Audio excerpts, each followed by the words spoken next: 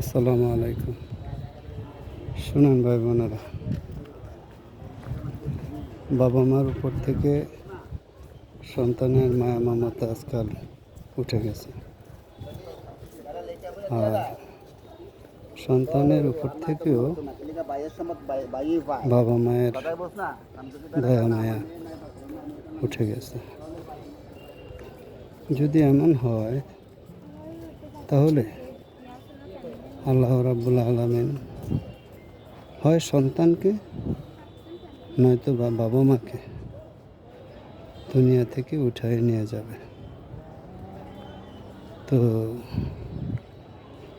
বাবা মার প্রতি সন্তানের যত মায়া মমতা থাকবে, সন্তানের প্রতি বাবা মায়ের যত মায়া মমতা থাকবে, তাহলে আপনি মনে করবেন যে ইনশাআল্লাহ সন্তানও রাজকীয় হাওলাতে চলবে, আর বাবা মারও আল্লাহ দিলে, আল্লাহর রহমতে, আল্লাহর মেহেরবানিতে আল্লাহ রাব্বুল আলামিন নেক হায়াত দান করবেন।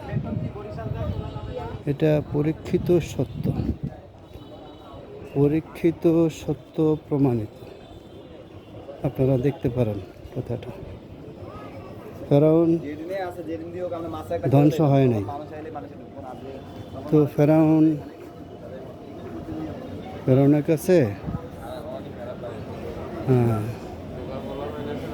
কে আসলো বলা হচ্ছে কে ফেরাউন কয়েকটা ভালো কাজ করে, তার মধ্যে একটা ভালো কাজ হচ্ছে মায়ের সেবা করে, সেজন্য ফেরাউন ধ্বংস হয়নি। তখন ফেরাউন বলল যে তাইলে আমি আজ থেকে বাবা মায়ের সেবা করব না, আজ থেকে বাবা মায়ের সেবা যত্ন করব না। ঠিক উনি যখন বাবা মায়ের প্রতি সেবা যত্ন বন্ধ করে দিল, ঠিক তখনই আল্লাহ ফেরাউনকে ধ্বংস করে দিল। তো এটা বললাম এই জন্য যে এটা ভাই একটার সাথে একটা সম্পৃক্ত। আমরা বিষয়গুলো আমল করার চেষ্টা করি। আসসালামু আলাইকুম।